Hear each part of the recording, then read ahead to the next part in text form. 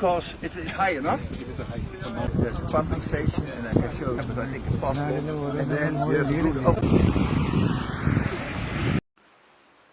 നമസ്കാരം. കോശസ്ഥിതിക്കിണങ്ങാത്ത കോട്ടും പപ്പാസുമൊക്കെ ഇട്ട് ഈ നിൽക്കുന്നത് ആരാണെന്ന് മനസ്സിലായോ? നമ്മുടെ നാടിൻ്റെ രക്ഷകനായ പിണറായി വിജയനാണ്. ഇംഗ്ലീഷോ പരന്ത്രീസോ അറിയാത്തത് കൊണ്ട് പച്ച മലയാളത്തിൽ തലയാട്ടുന്നത് എന്തിനാണെന്നറിയാമോ? റൂം ഫോർ റിവർ കൊണ്ടുവന്ന് നമ്മുടെ കേരളത്തെ പ്രളയത്തിൽ നിന്നും മോചിപ്പിക്കാനാണ്. പിണറായിക്കൊപ്പം യാത്രകളിലെല്ലാം ഭാര്യ കമലേട്ടത്തെയും ഉണ്ടായിരുന്നു. 2018 പ്രളയത്തിന് ശേഷം പിണറായി വിജയൻ നെതർലാൻഡിലേക്ക് പോയിട്ട് വന്നപ്പോൾ എന്തെല്ലാം സാധനങ്ങളാണ് നമുക്ക് വേണ്ടി കൊണ്ടുവന്നത്. അതിലൊന്നായിരുന്നു റൂം ഫോർ റിവർ.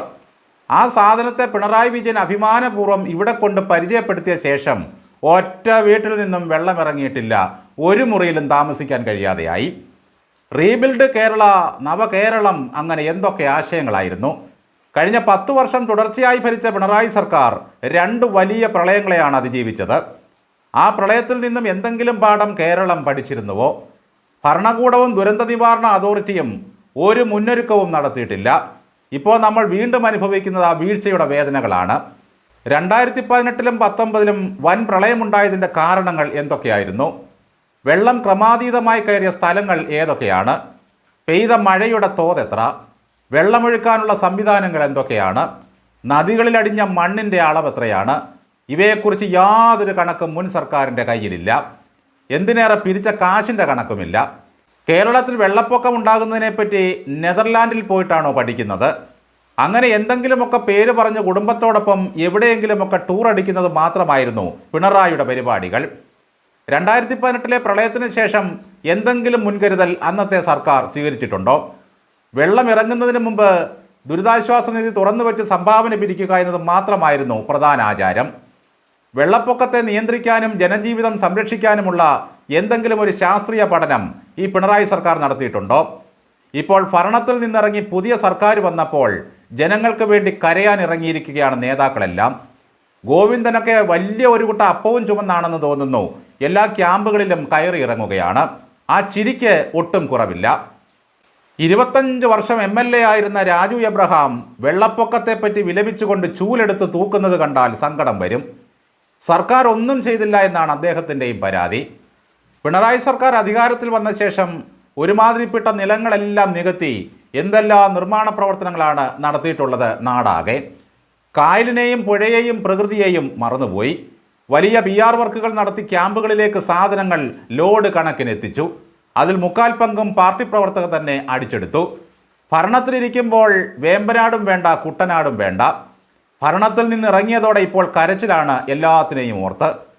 ദുരിതാശ്വാസ നിധിയിലേക്ക് വന്ന കോടിക്കണക്കിന് രൂപയുടെ കണക്കുകൾ ഇപ്പോഴും ഭദ്രമാണോ?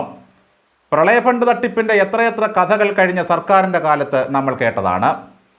2019 മെയ് മാസത്തിലാണ് മുഖ്യമന്ത്രിയും ചീഫ് സെക്രട്ടറിയും അടക്കമുള്ള ഉന്നത ഉദ്യോഗസ്ഥ സംഘം നെതർലാൻഡ് സന്ദർശിച്ചത്.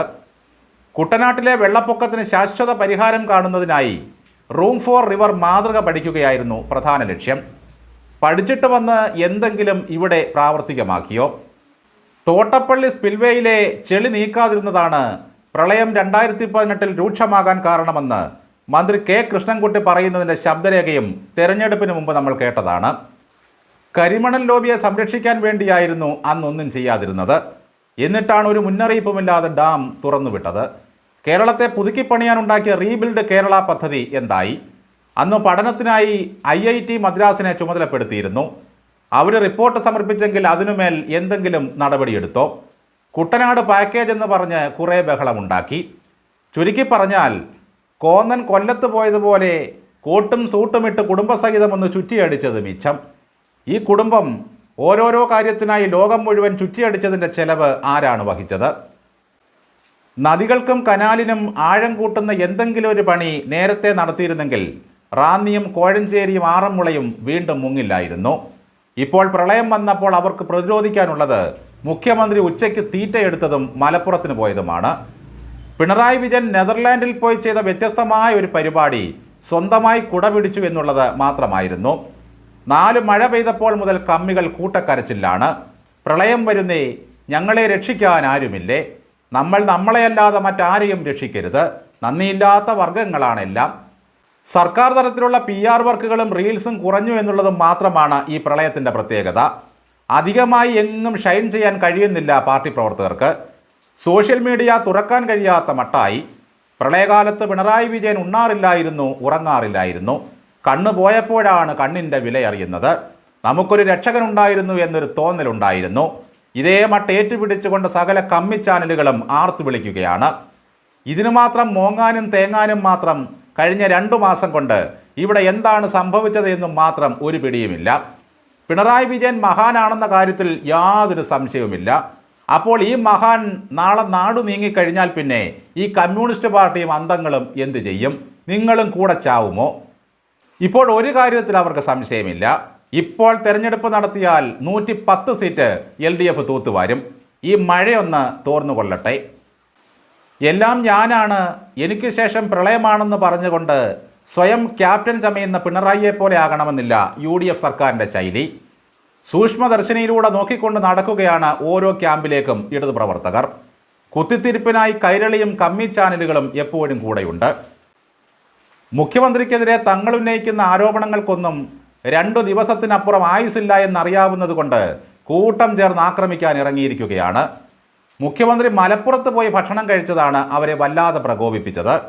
എന്തിനാണ് പിണറായി വിജയൻ പണ്ട് വിഴിഞ്ഞം കടപ്പുറത്ത് നിന്നും പ്രാണരക്ഷാർത്ഥം കാറ് മാറിക്കയറി ഓടിയത് എന്നുകൂടി CPMകാർ ചിന്തിക്കുന്നത് നല്ലതാണ്.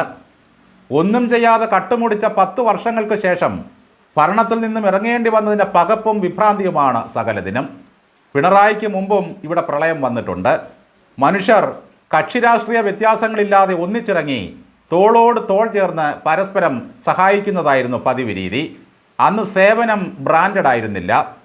കൊടിപിടുത്തവും ബനിയനിടലുമായി അതിനൊരു സംഘടിത രൂപം വന്നപ്പോഴാണ് മത്സരവും കണക്ക് പറച്ചിലും പതിവായത്.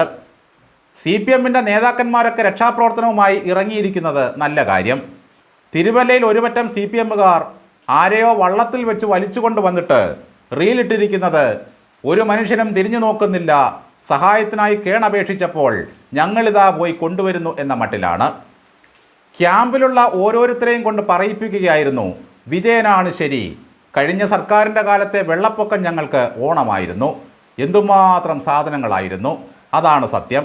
അന്നത്തെ ആ ഓണം ഈ പ്രളയകാലത്ത് ആഘോഷിക്കാൻ അന്തങ്ങൾക്ക് കഴിയുന്നില്ല.